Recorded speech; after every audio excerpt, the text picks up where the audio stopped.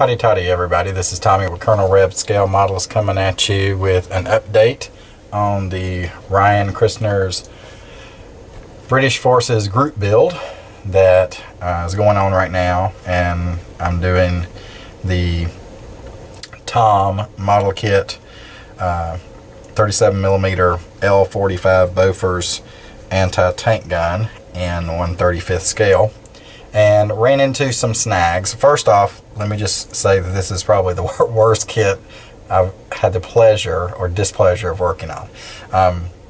The instructions are horrendous. I don't know if you can see it too well. I'll try to zoom in a little bit here, but most of these parts don't have alignment points. There are some, but most don't. And then as far as the directions go, you just see this one little schematic here, as you can see there. Let me move this out of the way. You can see just a basic schematic, and you can't really get reference as to what side you're going to, how you're supposed to line them up. You're just looking at these little dotted lines, and you try to, I guess, kind of eyeball what you can do. I've got some pieces assembled, like this is 2 pieces, that's 2 pieces. This is the barrel, which I did, well, this is actually one of the legs, but this is the barrel, which I did get it glued on, which it turned out fine. I even was able to, you can't really see it probably, but I was able to actually drill out the hole to make the barrel have some depth to it.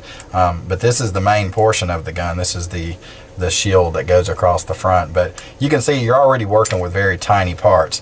And then this is what ultimately was my demise on this kit, was the tires. These are the wheels. And as you can see, let me see if you can see that. As you can see, there's a little bit of a raised groove right there. I don't know if you can pick that up. Yeah, you can see that raised groove. So that is what you line the tire on. It goes inside of the rubber part of the tire. And of course, here's the actual tire, one of the tires, and you can see the problem. Because they're rubber, which I thought was a pretty good idea for the kit, they're old. I mean, this is an old kit, so they're brittle as can be. When I first did the review to open the kit, it had 1 tear, but then as you start trying to work it onto the actual wheel and to get it to set in there as such, they tear apart. I mean, they just come apart because they're so brittle. The rubber has hardened, and even if you get this piece here is actually 1 tire, and even if you get them put together, they don't actually come across and fit the actual wheel. So this is 1 wheel. That's the way it was going to fit. So you can see you've got this huge gap right there, and even trying to glue it, heating it in a little bit of water to try to get it to meld together didn't work.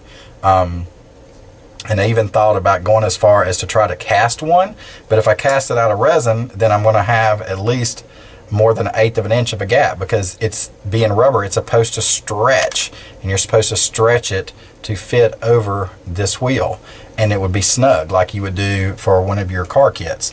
So I decided I really don't want to fool with that, so I'm just going to shelve this kit, push it off to the side, and instead, and fellas, I even had to go online and get this reference picture to even show me how these pieces lined up, because you just really couldn't tell by the pitiful instructions that the kit had. So instead, I'm going to be doing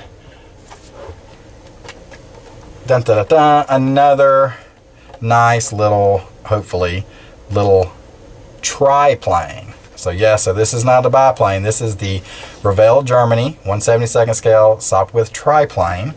And as you know, I'm already doing the Sopwith Camel for Greg Huff and Charlie's World War I group build. So I picked this up off of eBay for $4.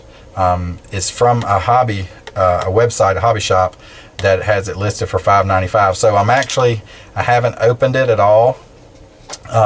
But I was just going to do this just to show you guys what I'm going to be working on instead. So I'm kind of interested to see how this Revell Germany kit is going to stack up against the Academy 1/72nd scale Sopwith Camel.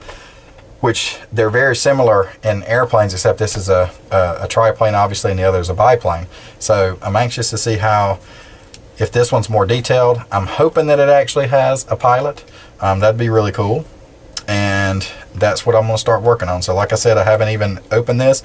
I think for my next update, I may do just a quick little review on it. I mean, it shouldn't. I'm interested to see actually if it has any more pieces than the Academy does as well, just to see. So kind of excited that I was able to pick this up for under $10 shipping and handling. I paid more for shipping and handling, I think, than I did for the actual kit. So I think it was about $5 shipping and $4 on the actual kit. So that's what I'm going to be doing for Mr. Ryan Christner's British Forces group build. The 1/72nd scale. Let me zoom back out here for you. 1/72nd scale sock width triplane. So hope everybody had a great Labor Day weekend. For those of us, I guess, in the States, I'm not sure if there's Labor Day around the world. Probably not, but I'm sure at some point everybody celebrates that. So long weekend, had a lot of fun with the kids. Haven't been on the bench at all probably since last Wednesday. So I'm looking to get a little bit of time now that all the kids will be going back to school this week, my youngest daughter included. So as always, fellas, keep those styrene dreams alive. Keep building, keep sharing. Hotty toddy, and God bless.